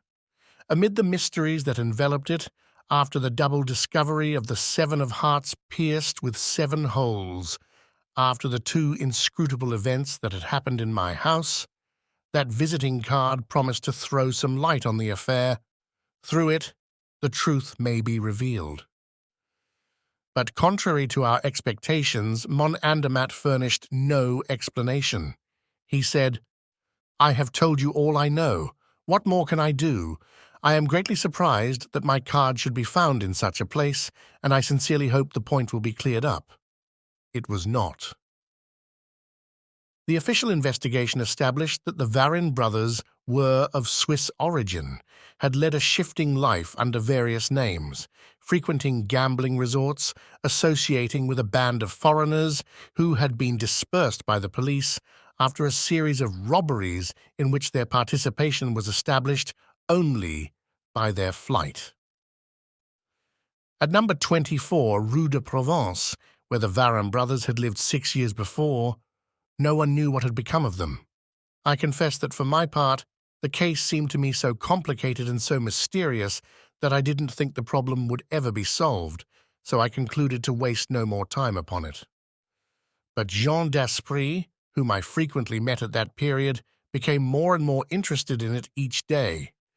It was he who pointed out to me that item from a foreign newspaper which was reproduced and commented upon by the entire press. It was as follows. The first trial of a new model of submarine boat, which is expected to revolutionize naval warfare, will be given in presence of the former emperor at a place that will be kept secret until the last minute. An indiscretion has revealed its name. It is called the 7 of Hearts. The 7 of Hearts. That presented a new problem. Could a connection be established between the name of the submarine and the incidents which we have related? But a connection of what nature? What had happened here could have no possible relation with the submarine. What do you know about it? Said d'Esprit to me. The most diverse effects often proceed from the same cause. 2 days later, the following foreign news item was received and published. It is said that the plans of the new submarine 7 of Hearts were prepared by French engineers, who, having sought in vain the support of their compatriots, subsequently entered into negotiations with the British Admiralty without success. I do not wish to give undue publicity to certain delicate matters which once provoked considerable excitement. Yet, since all danger of injury therefrom has now come to an end, I must speak of the article that appeared in the Echo de France, which aroused so much comment at that time and which threw considerable light upon the mystery of the 7 of Hearts. This is the article as it was published over the signature of Salvatore. The Affair of the 7 of Hearts. A corner of the veil raised. We will be brief. 10 years ago, a young mining engineer, Louis Lacombe, wishing to devote his time and fortune to certain studies, resigned his position he then held and rented number 102 Boulevard Maillot, a small house that had been recently built and decorated for an Italian count. Through the agency of the Varen brothers of Lausanne, one of whom assisted in the preliminary experiments and the other acted as financial agent, the young engineer was introduced to Georges Andermatt, the founder of the Metal Exchange. After several interviews, he succeeded in interesting the banker in a submarine boat on which he was working. and it was agreed that as soon as the invention was perfected, Montaut Andermatt would use his influence with the Minister of Marine to obtain a series of trials under the direction of the government. For 2 years, Louis Lacombe was a frequent visitor at Andermatt's house, and he submitted to the banker the various improvements he made upon his original plans, until one day, being satisfied with the perfection of his work, he asked Mon Andermatt to communicate with the Minister of Marine. That day, Louis Lacombe dined at Montaut Andermatt's house. He left there about 11:30 at night. He has not been seen since. A perusal of the newspapers of that date will show that the young man's family caused every possible inquiry to be made, but without success, and it was the general opinion that Louis Lacombe, who was known as an original and visionary youth, had quietly left for parts unknown. Let us accept that theory, improbable though it be, and let us consider another question, which is a most important one for our country. What has become of the plans of the submarine? Did Louis Lacombe carry them away? Are they destroyed? After making a thorough investigation, we are able to assert positively that the plans are in existence and are now in the possession of the two brothers Varen. How did they acquire such a possession? That is a question not yet determined, nor do we know why they have not tried to sell them at an earlier date. Did they fear that their title to them would be called in question? If so, they have lost that fear, and we can announce definitely that the plans of Louis Lacombe are now the property of foreign power, and we are in a position to publish the correspondence that passed between the Varen brothers and the representative of that power. The Seven of Hearts, invented by Louis Lacombe, has been actually constructed by our neighbor. Will the invention fulfill the optimistic expectations of those who were concerned in that treacherous act? And a postscript adds, later, our special correspondent informs us that the preliminary trial of the Seven of Hearts has not been satisfactory. It is quite likely that the plans sold and delivered by the Varen brothers did not include the final document carried by Louis Lacombe to Mon Andermatt on the day of his disappearance, a document that was indispensable to a thorough understanding of the invention. It contained a summary of the final conclusions of the inventor and estimates and figures not contained in the other papers. Without this document, the plans are incomplete. On the other hand, without the plans, the document is worthless. Now is the time to act and recover what belongs to us. It may be a difficult matter, but we rely upon the assistance of Mon Andermatt. It will be to his interest to explain his conduct, which has hitherto been so strange and inscrutable. He will explain not only why he concealed these facts at the time of the suicide of Etienne Varen, but also why he has never revealed the disappearance of the paper, a fact well known to him. He will tell why, during the last 6 years, he paid spies to watch the movements of the Varen brothers. We expect from him not only words but acts, and at once. Otherwise, the threat was plainly expressed. But of what did it consist? What whip was Salvatore, the anonymous writer of the article, holding over the head of Montaut Andermatt? An army of reporters attacked the banker, and 10 interviewers announced the scornful manner in which they were treated. Thereupon, the Echo de France announced its position in these words: whether Mon Andermatt is willing or not, he will be henceforth our collaborator in the work we have undertaken. Daspry and I were dining together on the day on which that announcement appeared. That evening, with the newspapers spread over my table, we discussed the affair and examined it from every point of view with that exasperation that a person feels when walking in the dark and finding himself constantly falling over the same obstacles. Suddenly, without any warning whatsoever, the door opened and a lady entered. Her face was hidden behind a thick veil. I rose at once and approached her. "Is it you, monsieur, who lives here?" she asked. Yes, madame, but I do not understand. The gate was not locked, she explained. But the vestibule door? She did not reply, and it occurred to me that she had used the servant's entrance. How did she know the way? Then there was a silence that was quite embarrassing. She looked at Daspry, and I was obliged to introduce him. I asked her to be seated and explain the object of her visit. She raised her veil, and I saw that she was a brunette with regular features, and, though not handsome, she was attractive, principally on account of her sad, dark eyes. I am Madame Andermatt, she said. Madame Andermatt, I repeated, with astonishment.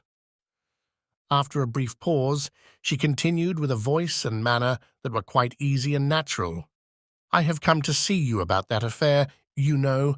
I thought I might be able to obtain some information. Mon Dieu, madame, I know nothing but what has already appeared in the papers, but if you will point out in what way I can help you— I do not know. I do not know. Not until then did I suspect that her calm demeanor was assumed, and that some poignant grief was concealed beneath that air of tranquillity. For a moment, we were silent and embarrassed. Then Daspry stepped forward and said, "Will you permit me to ask you a few questions?" "Yes, yes," she cried. "I will answer." "You will answer whatever those questions may be?" "Yes." "Did you know Louis Lacombe?" he asked. "Yes, through my husband." "When did you see him for the last time?" "The evening he dined with us." "At that time, was there anything to lead you to believe that you would never see him again?" "No, but he had spoken of a trip to Russia in a vague way." "Then you expected to see him again?" "Yes. He was to dine with us 2 days later." "How do you explain his disappearance?" "I cannot explain it." "And Mon Andermatt?" "I do not know." "Yet the article published in the Echo de France indicates—" "Yes, that the Varen brothers had something to do with his disappearance." "Is that your opinion?" "Yes." "On what do you base your opinion?" "When he left our house, Louis Lacombe carried a satchel containing all the papers relating to his invention. 2 days later, my husband, in a conversation with one of the Varen brothers, learned that the papers were in their possession." "And he did not denounce them?" "No." "Why not?" "Because there was something else in the satchel, something besides the papers of Louis Lacombe." "What was it?" She hesitated, was on the point of speaking, but finally remained silent. Daspry continued, "I presume that is why your husband has kept a close watch over their movements instead of informing the police.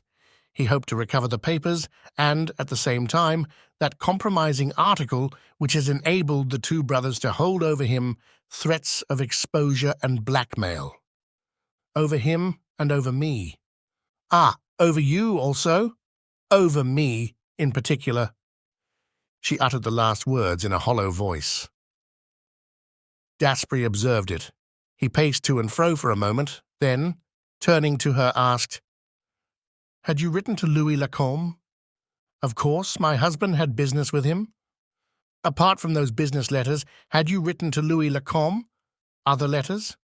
Excuse my insistence, but it's absolutely necessary that I should know the truth.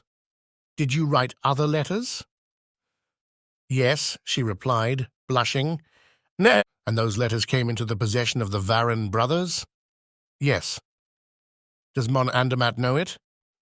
"He has not seen them, but Alfred Varen has told him of their existence and threatened to publish them if my husband should take any steps against him. My husband was afraid of a scandal." "But he has tried to recover the letters?" "I think so, but I do not know. You see, after that last interview with Alfred Varen, and after some harsh words between me and my husband in which he called me to account, we live as strangers." "In that case, as you have nothing to lose, what do you fear?" "I may be indifferent to him now, but I am the woman that he has loved, the one he would still love. "Oh, I am quite sure of that," she murmured in a fervent voice. "He would still love me if he had not got hold of those cursed letters." "What? Did he succeed, but the two brothers still defied him?" "Yes, and they boasted of having a secure hiding place." "Well?" "I believe my husband discovered that hiding place." "Ah, where was it?" "Here." "Here!" I cried in alarm. Yes, I always had that suspicion.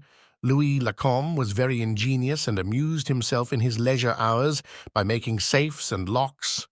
No doubt the Varen brothers were aware of that fact and utilized one of Lacombe's safes in which to conceal the letters.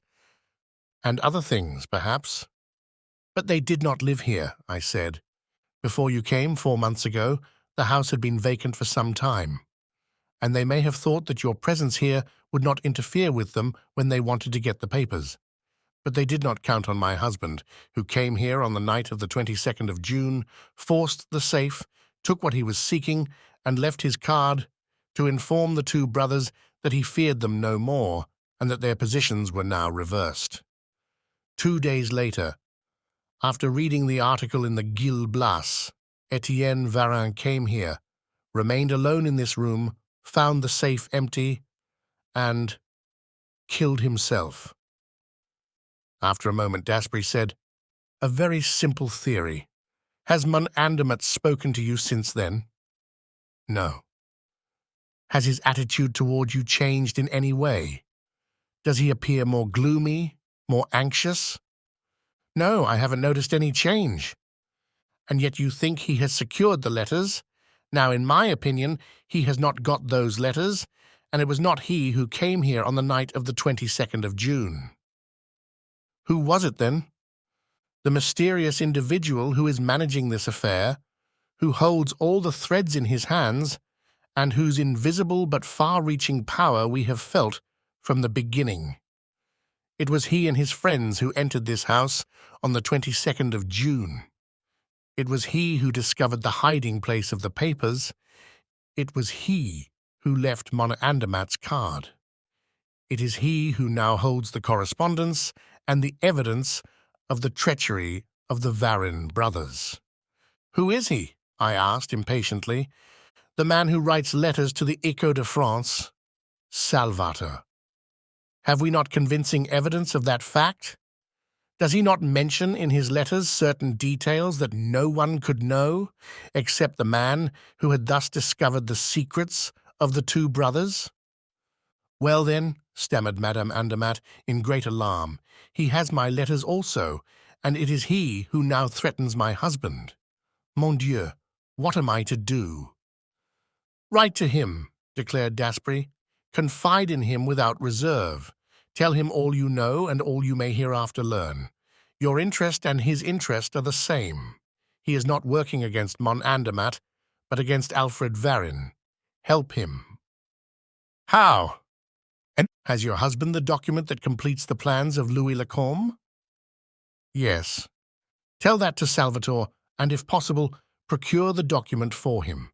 Write to him at once. You risk nothing." The advice was bold, dangerous even at first sight, but Madame Andat had no choice. Besides, as Dasbury had said, she ran no risk. If the unknown writer were an enemy, that step would not aggravate the situation. If he were a stranger seeking to accomplish a particular purpose, he would attach to those letters only a secondary importance. Whatever might happen, it was the only solution offered to her, and she, in her anxiety, was only too glad to act on it. She thanked us effusively and promised to keep us informed. In fact, 2 days later, she sent us the following letter that she had received from Salvatore. "Have not found the letters, but I will get them. Rest easy. I am watching everything. S." I looked at the letter. It was in the same handwriting as the note I found in my book on the night of the 22nd of June. Dasbury was right. Salvatore was, indeed, the originator of that affair. We were beginning to see a little light coming out of the darkness that surrounded us, and an unexpected light was thrown on certain points. but other points yet remained obscure. For instance, the finding of the two Seven of Hearts. Perhaps I was unnecessarily concerned about those two cards, whose 7 punctured spots had appeared to me under such startling circumstances. Yet I couldn't refrain from asking myself, what role will they play in the drama? What importance do they bear? What conclusion must be drawn from the fact that the submarine constructed from the plans of Louis Lacombe bore the name of Seven of Hearts? Daspry gave little thought to the other two cards.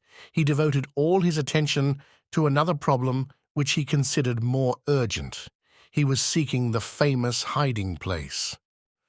"And who knows," said he, "I may find the letters that Salvatore did not find.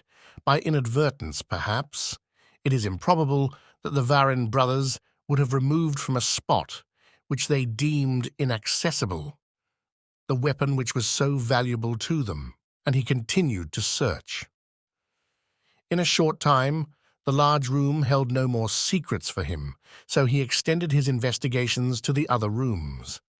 He examined the interior and the exterior, the stones of the foundation, the bricks in the walls.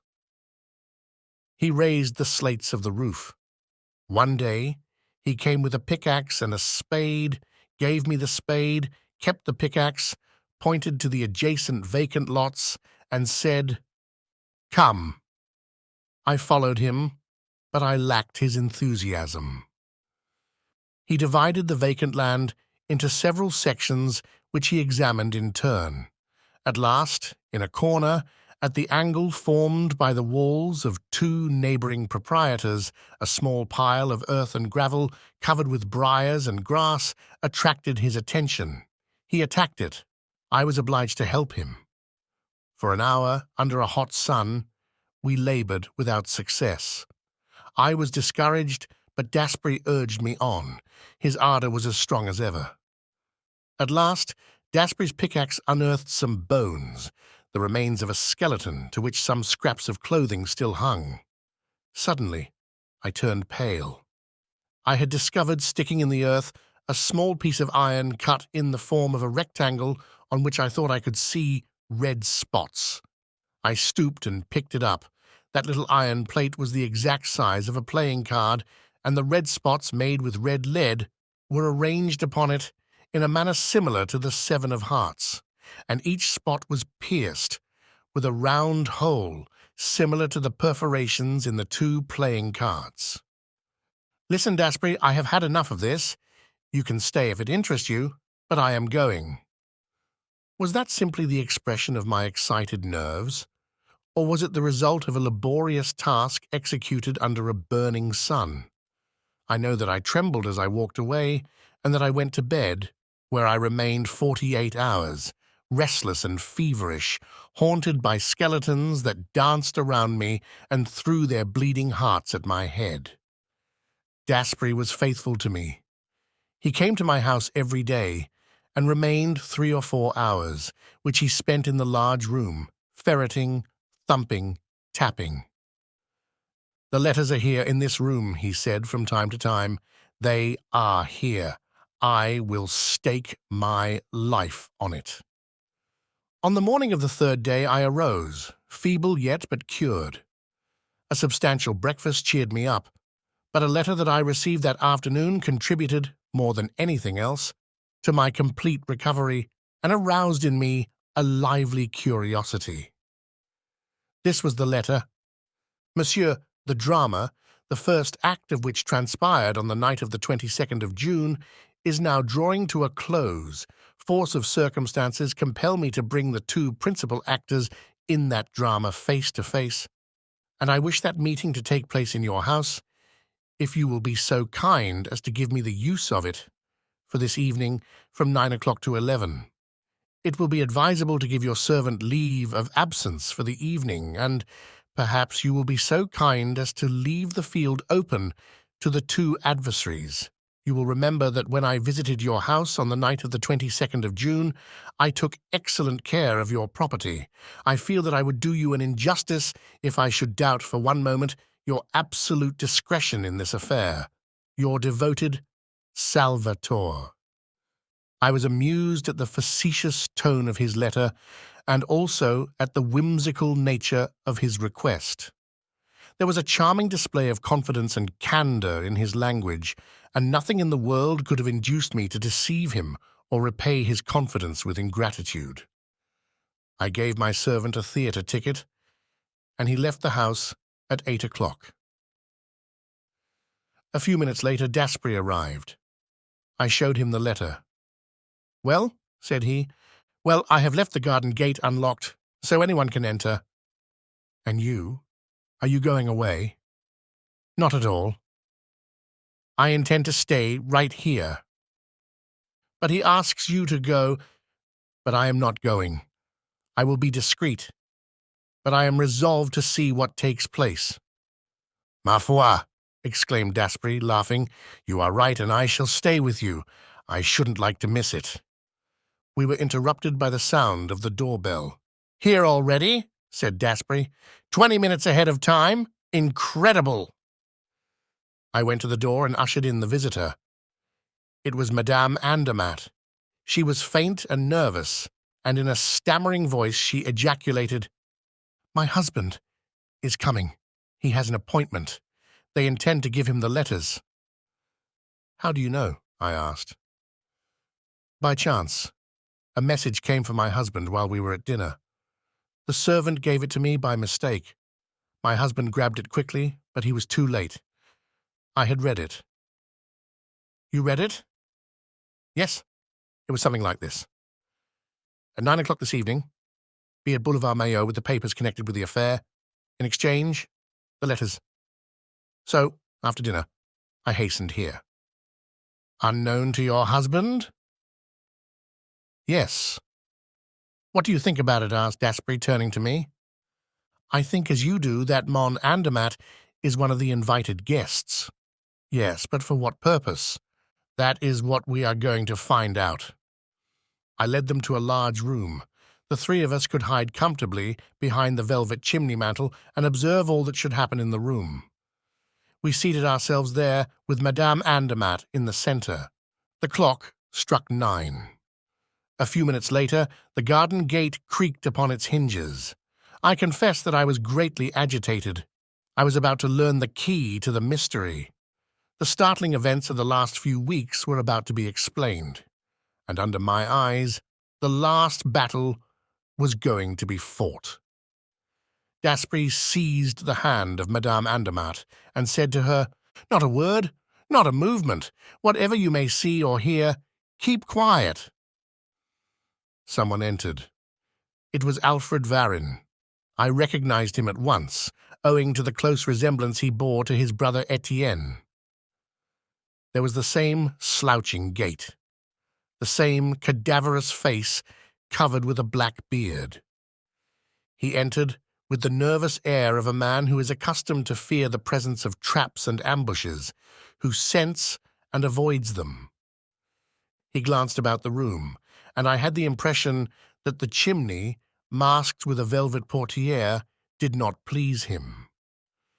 He took 3 steps in our direction, when something caused him to turn and walk toward the old mosaic king, with the flowing beard and flamboyant sword, which he examined minutely, mounting on a chair and following with his fingers the outlines of the shoulders and head and feeling certain parts of the face.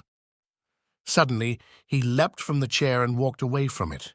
He had heard the sound of approaching footsteps. Mont Andermatt appeared at the door. You, exclaimed the banker. "Was it you who brought me here?" "I? By no means," protested Varen in a rough, jerky voice that reminded me of his brother. "On the contrary, it was your letter that brought me here." "My letter?" "A letter signed by you, in which you offered—" "I never wrote to you," declared Mont Andermatt. "You did not write to me." Instinctively, Varen was put on his guard, not against the banker, but against the unknown enemy who had drawn him into this trap. A second time, he looked in our direction, then walked toward the door. But Mon Andermatt barred his passage.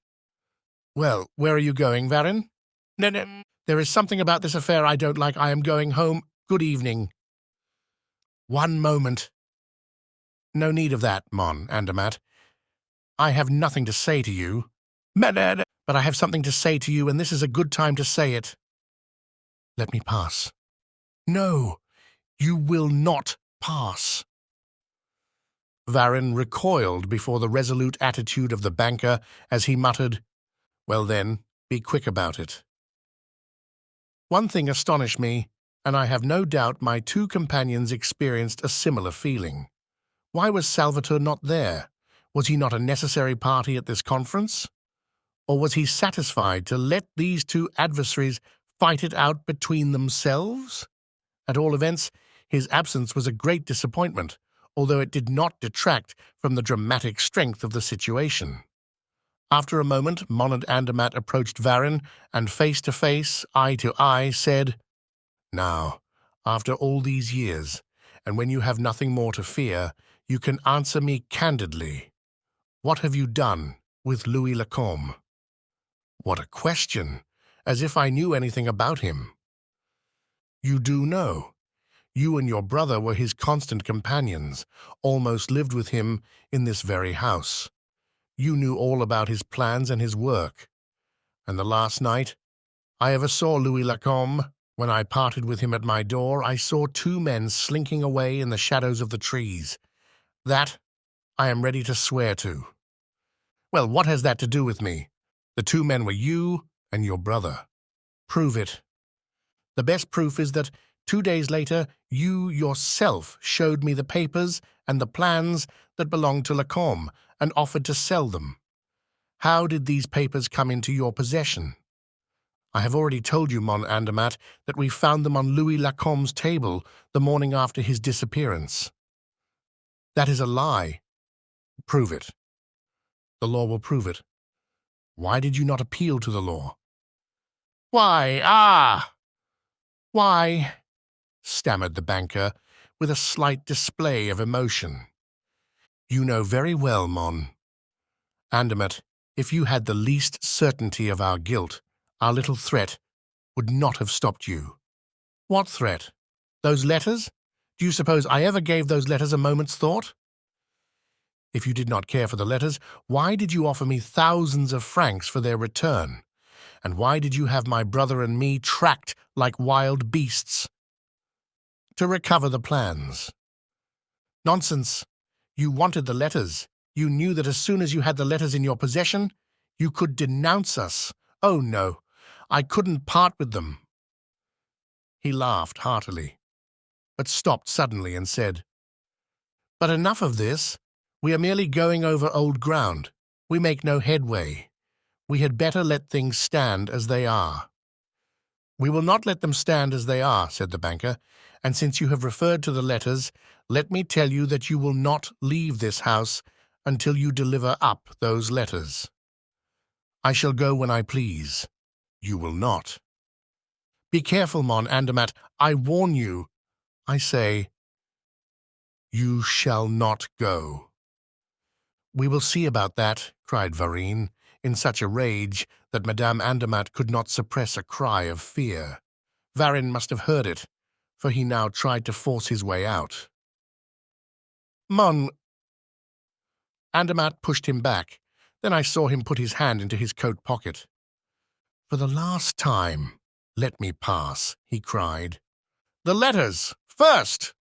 Varen drew a revolver and, pointing it at mon Andermatt, said, "Yes or no?" The banker stooped quickly. There was the sound of a pistol shot. The weapon fell from Varen's hand. I was amazed. The shot was fired close to me. It was Daspry who had fired it at Varen, causing him to drop the revolver. In a moment, Daspry was standing between the two men facing Varen. He said to him with a sneer, "You were lucky, my friend, very lucky. I fired at your hand and struck only the revolver." Both of them looked at him, surprised. Then he turned to the banker and said, "I beg your pardon, monsieur, for meddling in your business, but really you play a very poor game. Let me hold the cards." Turning again to Varen, Daspry said, "It's between us two, comrade, and play fair, if you please. Hearts are trumps, and I play the 7.